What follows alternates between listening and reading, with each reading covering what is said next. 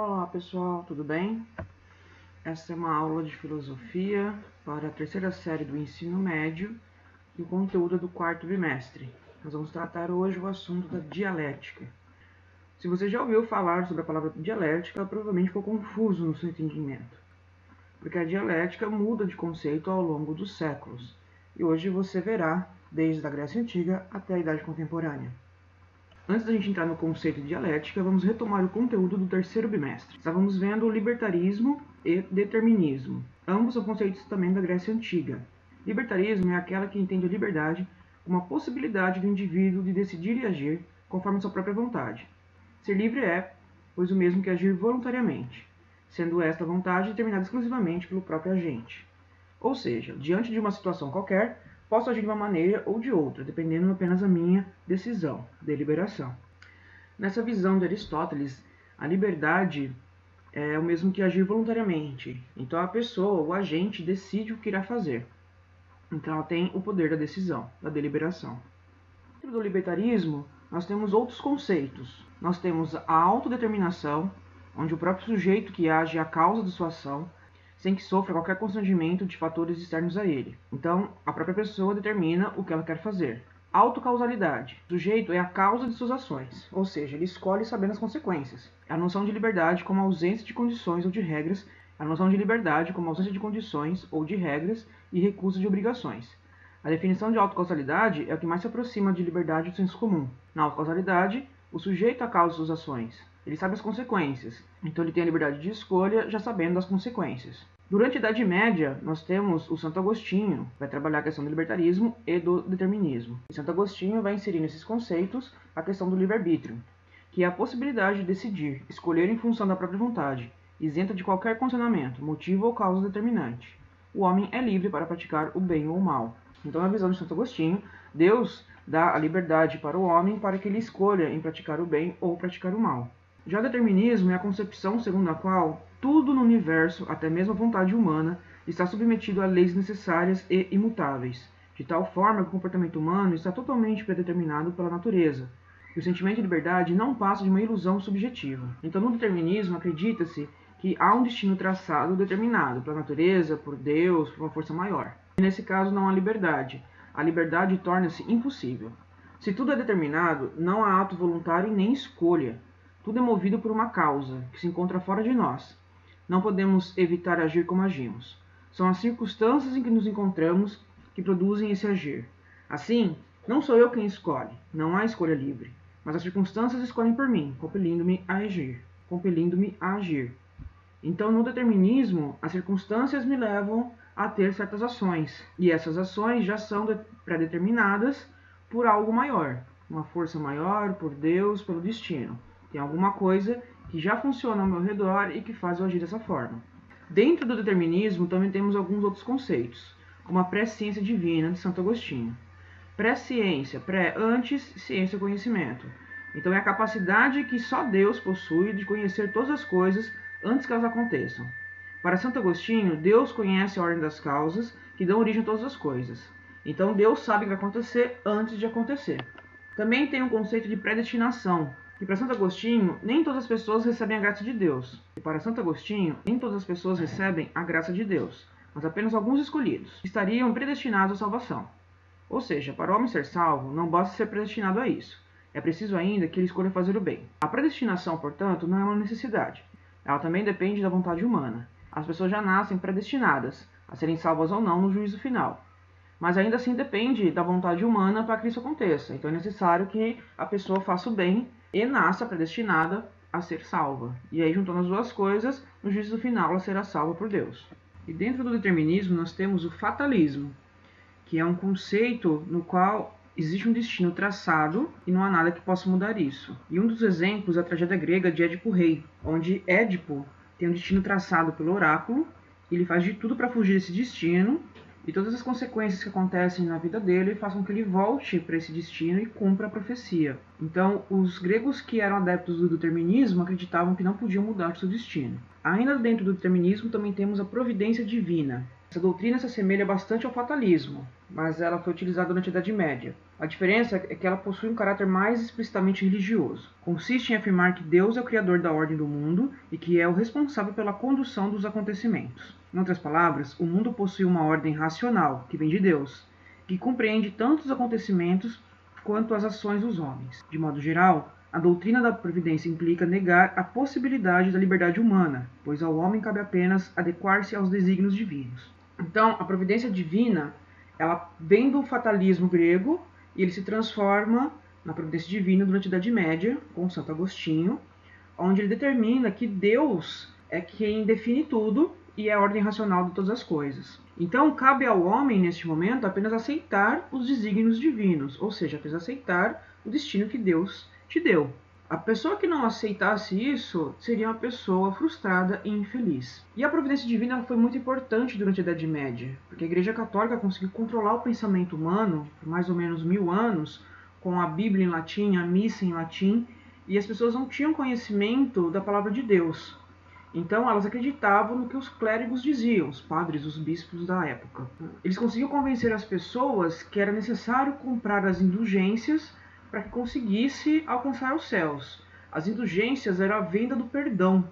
Então a igreja vendia o perdão, um documento assinado de que tinha seus pecados perdoados, de que iria para o céu, ou então vendia um pedaço de tecido falando que foi do manto de Jesus, ou uma imagem de santo, ou um vidro com água dizendo que era a água do rio Jerusalém que batizou Jesus, e assim vai. Então, foi importante essa coisa da providência divina durante a Idade Média para que as pessoas aceitassem as condições nas quais elas viviam, na miséria, na pobreza nas quais elas viviam, e juntar um dinheiro, por mais difícil que fosse naquela época, moedas de ouro, para conseguir comprar a indulgência, comprar o seu perdão e acreditar que assim conseguiria atingir os céus. Quando que isso acaba? Quando o padre Martinho Lutero contraria a Igreja Católica, contesta, e ele traduz a Bíblia para o alemão, monta sua própria igreja, que a gente conhece como protestantismo, e dá o conhecimento da palavra de Deus para as pessoas. E as pessoas então voltam a questionar, voltam a pensar, e a gente chama isso de renascimento. Então, durante o Renascimento, a gente tem a volta da cultura, das artes, do conhecimento, temos a urbanização, temos a volta do comércio. Mas a providência divina foi necessária durante a Idade Média para justificar as ações do clérigo na Igreja Católica. Agora sim, a gente vai para o conceito de dialética. Dialética, no modo geral, significa oposição e contradição. Então, para essa aula, você tem que ter em mente que a dialética significa oposição e contradição. Ah, professora, você falou que a dialética muda ao longo da história. Muda aonde nós vamos encontrar essa oposição, essa contradição. Isso que vai mudar ao longo da história, isso que vai mudar de filósofo para filósofo. Mas o conceito geral da palavra dialética significa oposição, contradição. Exemplos: bonito e feio, quente e frio, amor e ódio, luz e escuridão, vida e morte. Esses são alguns exemplos de contradições, de oposições que existem. Aqui eu trouxe para vocês uma charge onde nós podemos encontrar a dialética. Nós temos várias oposições nesse desenho. Nós temos o pequeno, o grande, o novo e o velho, o filho e o pai. Nós temos o antigo e o novo, arcaico e digital. Então nós temos aqui várias contradições e oposições. E isso é dialética. Nós vamos começar o conceito de dialética com Heráclito. É um filósofo grego do período pré-socrático. Para ele, nada é imóvel ou imutável, isto é, nada permanece aquilo que é. Ao contrário, tudo está em movimento, tudo muda, tudo flui, tudo se transforma. Professora, não entendi. Se dialética é oposição contradição, como é que agora fala que é movimento? Agora nós vamos encontrar então a contradição e a oposição no movimento, que é essa tese central de Heráclito. Então, para Heráclito, o motor dessa transformação é a contradição, que está contida em todas as coisas. Isso quer dizer que no interior de cada coisa há forças opostas em luta entre si, e que fazem com que essa coisa deixe de ser o que é e se torne outra coisa. Em outras palavras, cada coisa é uma unidade de contrários. Então, o foco da dialética para Heráclito está nesse movimento das forças opostas, da unidade de contrários. Então, é necessário que exista essa força para que exista a dialética. Nos exemplos que eu citei, bonito, feio, quente, frio, qual é a visão de Heráclito? Um só existe em função do outro. Só existe o bonito porque existe o feio. Só existe o quente porque existe o frio. Só existe o amor porque existe o ódio. Só existe a luz porque existe a escuridão. E só existe a vida porque existe a morte. Então, se não existisse o feio, não existiria o bonito. Como o yin e yang, são forças opostas que se completam. É como o bem e o mal, a verdade e a mentira, negativo ou positivo, verdadeiro ou falso, certo ou errado. Então, só existe um porque existe o outro. Então, é nessa unidade dos contrários, as forças opostas, é que vai existir a dialética. Eles são opostos, mas um depende do outro para existir. Vou só um exemplo para vocês entenderem a questão do movimento na unidade dos contrários, o movimento das forças opostas. Então eu tenho aqui duas forças opostas, que é a liberdade e a prisão. Conforme o tempo vai passando, essas forças vão se modificando. Uma vai ficando mais forte, a outra vai ficando mais fraca. Então o número de prisioneiros aumenta. O tempo passa e novamente o número de prisioneiros aumenta, então fortalecendo um lado dessa força. E no final nós temos mais pessoas presas do que livres, ou seja, elas têm mais poder perante o guarda. Então aqui há um movimento de forças opostas, liberdade e prisão. Trouxe um segundo exemplo para vocês entenderem a questão da união de forças opostas. Nós temos aqui uma casa que ao longo das décadas ela vai sofrendo algumas alterações externas. Então, no início, ela tem uma cerca em torno da casa. Essa cerca, na década seguinte, se torna um muro. Na próxima década, esse muro aumenta. E na última década, esse muro vira uma fortificação com cerca elétrica, com câmeras de segurança, uma porta de aço. Então, aqui você vê a transformação das forças opostas. A grande questão aqui é qual é essa força que está em transformação? É a segurança ou a insegurança? Em Heráclito tem uma frase famosíssima que sempre cai em vestibular, já caiu no Enem, que é a frase: não se pode entrar duas vezes no mesmo rio, porque tanto as águas como a pessoa que nelas entra novamente já não são mais as mesmas. Então, se você algum tempo atrás viajou, visitou uma cidade e você retorna agora, você verá muitas transformações e mudanças nessa cidade. Então, uma loja que existia não existe mais, um prédio foi derrubado e feito um condomínio, uma indústria que faliu. Então você vê que a cidade não é mais a mesma. E você também não é mais o mesmo. Você não é a mesma pessoa de 3 anos atrás. Você não é mais a mesma pessoa de 5 anos atrás. Então nós estamos em movimento o tempo todo. Todos os dias a gente aprende alguma coisa, todos os dias a gente descobre algo novo. E isso nos modifica. E assim também é com o ambiente à nossa volta. Então essa frase do Heráclito é muito famosa e é muito utilizada. Aqui trouxe para vocês uma charge que faz uma sátira com essa frase do Heráclito. Tudo flui, era sua máxima mais famosamente formulada como: não se pode entrar duas vezes no mesmo rio. Na segunda vez, não é o mesmo rio e você não é o mesmo homem. E aqui então fizeram uma sátira em relação a Heráclito. Um homem entrando no rio e depois ele já é uma mulher. Houve uma transformação. Agora vamos ver dialética para Sócrates e Platão. Por que utilizamos os dois filósofos juntos? Sócrates não deixou nada escrito em vida para nós. Quem registrou suas ideias foi Platão, que acompanhava enquanto ele conversava ou dialogava com as pessoas e ensinava filosofia. Então existem obras do Platão que são teorias dele e existem obras que são os diálogos de Sócrates. Então a palavra dialética designava certo modo de discutir ou dialogar. Então agora nós vamos encontrar as contradições e as oposições no diálogo e no discurso, e que tinham por objetivo explicitar as contradições presentes no raciocínio dos interlocutores, a fim de superar as divergências das opiniões particulares e atingir o conhecimento verdadeiro. Então Sócrates acreditava que nós conseguimos encontrar a dialética, as contradições, na fala das pessoas, no discurso, no seu diálogo, pois as mesmas podiam entrar em contradição com o que diziam. É como aquela famosa frase: faço o que eu falo, mas não faço o que eu faço. Então as pessoas falam certas coisas e agem de outra forma. Então Sócrates consegue enxergar a dialética. Aí também o conceito de dialética é associado à ideia de contradição, de conflito, de antagonismo e de busca de superação. No caso da dialética socrático-platônica, tratava-se da contradição presente no pensamento e no discurso, responsável por produzir um conhecimento falso ou pelo menos impreciso, a doxa. Doxa no grego, opinião. E que precisava ser substituído por outro, considerado verdadeiro, a episteme, que é o conhecimento, que é a ciência. Então Sócrates acreditava que as pessoas já tinham dentro de si algum tipo de opinião, uma doxa. E a função dele enquanto filósofo era fazer a pessoa sair dessa doxa e chegar na episteme, no conhecimento. O que seria hoje você tirar a pessoa do senso comum e levá-la para o senso crítico ou para o conhecimento científico. Aqui eu trouxe um exemplo para vocês da dialética de Sócrates, que está no discurso, na fala das pessoas. Então aqui nós temos um homem do exército, no Rio de Janeiro, dizendo a seguinte frase: acabamos com os traficantes.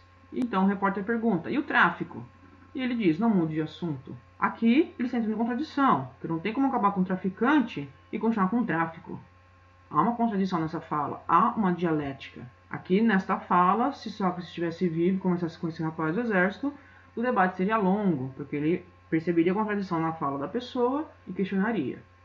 Muitos políticos fazem desse artifício de contradizer o que disseram antes, e tem pessoas que não percebem, tem pessoas que percebem e questionam. Por isso temos que ficar atentos. Agora a gente vai para o século XVIII e XIX com Friedrich Hegel.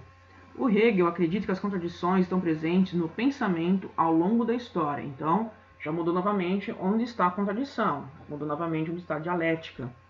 Nós temos uma luta de forças opostas, primeiramente no movimento, na transformação, depois no diálogo e agora está no pensamento.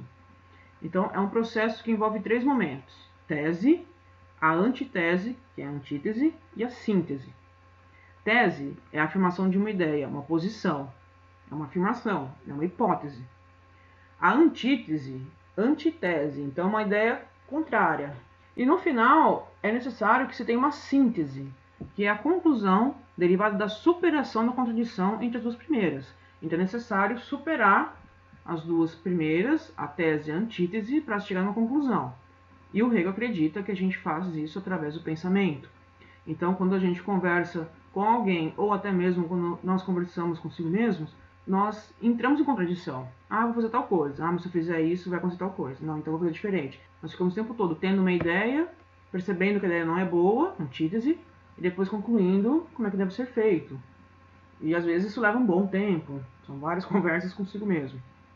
Eu trouxe uma charge para tentar elucidar essa questão da dialética para Hegel. Então eu tenho a tese, que tem um movimento, que é uma ideia. Eu tenho a antítese, que é um movimento contrário, que é alguém discordando de você. E no final a gente tem que ter uma síntese, uma conclusão, uma superação da tese com a antítese.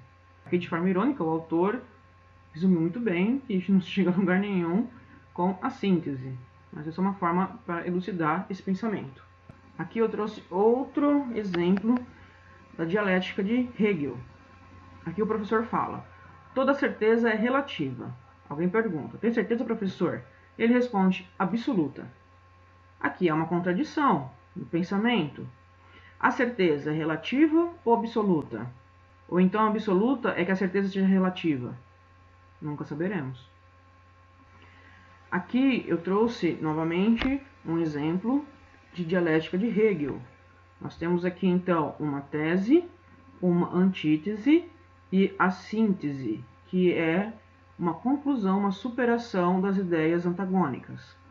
Aqui outro exemplo. Eu tenho uma ideia, que é a tese. Eu tenho outra ideia diferente, que é a antítese. E aqui no meio eu tenho a dialética, que é a síntese dos dois pensamentos. É a síntese das duas ideias, a tese e da antítese. Agora nós vamos para Karl Marx. Marx, filósofo alemão, que morou na Inglaterra e viveu a Revolução Industrial. Então ele viveu as novas classes sociais surgindo, as novas relações sociais surgindo e estudou sobre isso. E Karl Marx, ele absorve o núcleo dialético de Hegel, até aqui ele pendurando o Hegel de ponta cabeça, e confere a ele um caráter materialista. Então agora, novamente, nós temos aí uma mudança na dialética. Então dialética já foi transformação, dialética já esteve no discurso, dialética estava no pensamento, agora tem um caráter materialista. O que significa um caráter materialista? É real, eu consigo ver, eu consigo sentir. Saiu do campo do pensamento e da fala e agora ganhou um caráter real, ficou vivo. Para ele, a realidade, o mundo e a sociedade também estão permeados por contradições, mas estas não derivam do pensamento, e sim do modo como os homens produzem a existência material e todo tipo de relações sociais que estabelecem entre si nesse processo produtivo. Então agora já ficou um pouco mais complexo. Agora, para Marx, nós temos um caráter materialista, que não vem mais do pensamento, a contradição, não está mais no pensamento, ela está real, ela existe, a existência material é real, e eu encontro isso nas relações sociais que existem à minha volta. E isso acontece por conta do processo produtivo. E para começar a falar disso, eu trago para vocês o conceito de alienação do trabalho para Karl Marx. E esse conceito significa o quê? Na visão de Karl Marx, o trabalhador na Revolução Industrial ele passa a ser alienado, porque ele não sabe produzir o produto do começo ao fim, ele não possui as ferramentas, ele não sabe comprar matéria-prima, ele não possui as máquinas, o local onde está produzindo, e o produto final não pertence a ele. E o trabalhador não se reconhece no produto feito. Um exemplo é essa tirinha aqui embaixo, que já caiu no Enem. Amanhã eu me aposento. Sabe o que eu vou fazer? Vou caminhar até o final dessa linha e descobrir o que estive fazendo nesses últimos 30 anos. Então aqui você vê o sujeito, trabalhador, proletariado, encaixa uma pecinha numa peça maior, mas ele não faz ideia do que ele produz. Essa é a visão de alienação do trabalho para Karl Marx. Então o trabalhador ele não possui os meios de produção, ele não sabe produzir o todo e ele não possui o produto final. É diferente de um artesão. Você pega um artesão na Idade Média, um sapateiro. Ele sabia comprar o couro, sabia cortar o couro, sabia costurar o couro na sola, sabia dar o acabamento final. E o produto final pertencia a ele. Ele decidia se queria vender, por quanto vender, ou se dava de presente para alguém, pegava para ele. Esse trabalhador da Revolução Industrial, ele não pode fazer isso. O produto final não pertence a ele. E dependendo da linha de produção que você está, você não sabe nem o que você produz. Então, muito menos você vai se reconhecer naquele produto. Então, para Karl Marx, a contradição está na luta de classes, que ele vai chamar de capitalistas e proletariado. Essas aqui são as classes sociais na qual ele viveu da Revolução Industrial. Os capitalistas são os proprietários dos meios de produção. O que significa isso? São proprietários das fábricas, são proprietários das máquinas, são proprietários das ferramentas e são proprietários do produto final. O proletariado é o trabalhador que vende sua força de trabalho em troca de um salário. São não proprietários dos meios de produção. Não possuem a fábrica, não possuem máquinas, não possuem nem as ferramentas de trabalho e também não possuem os produtos finais. Então, é o trabalhador alienado, que ele chama, vende sua força de trabalho em troca de um salário, muitas vezes salário miserável, mal dá para se sustentar. Então, a contradição agora é visível na sociedade, porque eu vejo isso na luta de classes. E estudando mais um pouco, o Marx percebeu que essa luta de classes sempre existiu ao longo da história. O que muda é o nome das classes sociais, mas sempre existiu uma classe dominante e uma classe dominada. Então, se eu pego a Grécia Antiga, eu tinha o homem livre e eu tinha o escravo, a classe dominante e a classe dominada. Na Roma Antiga, eu também tenho a classe dominante, patrícios, e a classe dominada, os plebeus. No Brasil colônia, eu também tenho a classe dominante, senhores de engenho, e a classe dominada, que são os escravos. Então, Marx percebeu que ao longo da história sempre existiu os opressores e os oprimidos. Apenas troca o nome das classes sociais. Mas sempre, em qualquer civilização da história, há oprimidos e opressores. E hoje em dia não é diferente. Nós temos hoje também a luta de classes que é visível na nossa sociedade, que são os ricos e os pobres. Um exemplo da dialética de Karl Marx. Então, eu tenho a contradição na luta de classes. Eu tenho uma classe dominante e eu tenho uma classe dominada. Aqui mais um exemplo da dialética de Karl Marx, da luta de classes. E aqui mais uma charge onde demonstra a luta de classes dentro de uma mesma cidade. Nós temos aqui a comunidade na periferia e nós temos um bairro classe média alta com a sua verticalização, aviões, helicópteros, suas antenas. E nós temos essa desigualdade social muito clara, é visível, por isso que é material. Então, essa luta de classe ao longo da história, Karl Marx chamou de materialismo histórico dialético, porque eu vejo a contradição ao longo da história e ela é visível, ela é material, é real. E para encerrar, nós fazemos a junção dos pensamentos de Marx e Engels. Engels, amigo de Marx, também filósofo, ajudou a finalizar a teoria da dialética. Na conclusão dos autores, as circunstâncias fazem os homens, assim como os homens fazem as circunstâncias. É uma frase contraditória, é uma frase dialética para encerrar a própria dialética. Então, as circunstâncias fazem os homens. Então, o meio no qual você nasceu, cresceu e viveu pode determinar quem você é. Mas também você pode determinar, você pode fazer suas escolhas, você pode fazer as suas decisões e determinar que você será diferente e que fará o seu meio diferente do que é. Um exemplo, um preconceito que as pessoas têm e falam bastante no senso comum é que as pessoas que nascem na favela, circunstâncias, se tornam bandidos. Circunstâncias fazem os homens. Mas nem toda pessoa que mora em comunidade, que mora em favela, é bandido. Por quê? Porque as pessoas têm o poder de escolha e decisão e de fazer circunstâncias à sua volta serem diferentes. Então é uma frase que fica de reflexão para a gente encerrar a questão da dialética, para que vocês possam refletir e pensar no determinismo e libertarismo. Será que nós temos escolha de fato? Será que temos um destino traçado? Será que conseguimos fugir desse destino? Será que nós podemos escolher de fato ou temos apenas a ilusão da escolha?